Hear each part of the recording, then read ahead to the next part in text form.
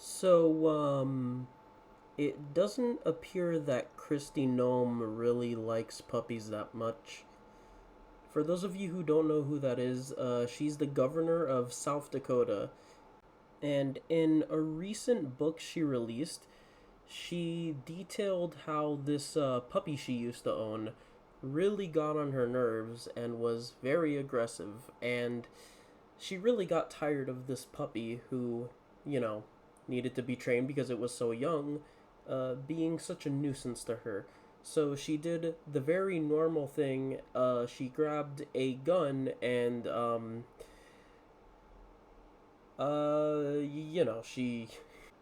she banned the dog off the Minecraft server. Now, you might be wondering why she felt compelled to share with the world that she would do something like this, and also what was going through her head when she thought that was a good idea. Well, I can't really answer the second question, but I can kind of answer the first question. Um, she definitely did not expect the negative reception she was going to receive. Now, to add a little bit more context, she's actually, well, before this, she was actually one of the top considerations by former President Trump for his vice presidential candidate this year if he wins the nomination. So maybe she thought that releasing this book would, time quite well with that. But she was quite wrong in her in her assessment of how the public would react to that, because there's a lot of things Americans don't agree on. But I think that the one thing everyone agrees on is that animals, especially dogs, are sacred. Like, it is in my genuine belief that most people would put their dog over other people. Like, it's just one of those things where dogs are just, there's a reason why they're called man's best friend. It's kind of just common sense.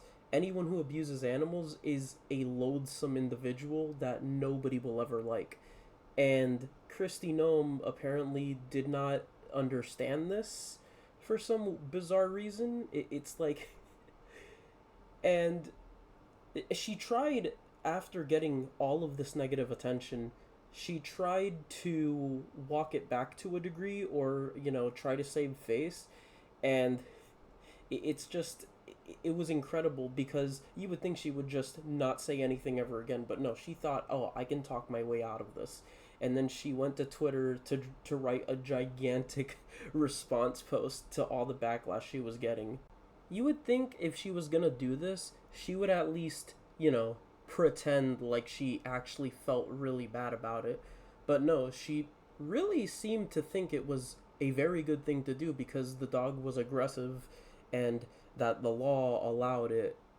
Yeah, the law can be wrong sometimes. Sometimes you don't kill a puppy.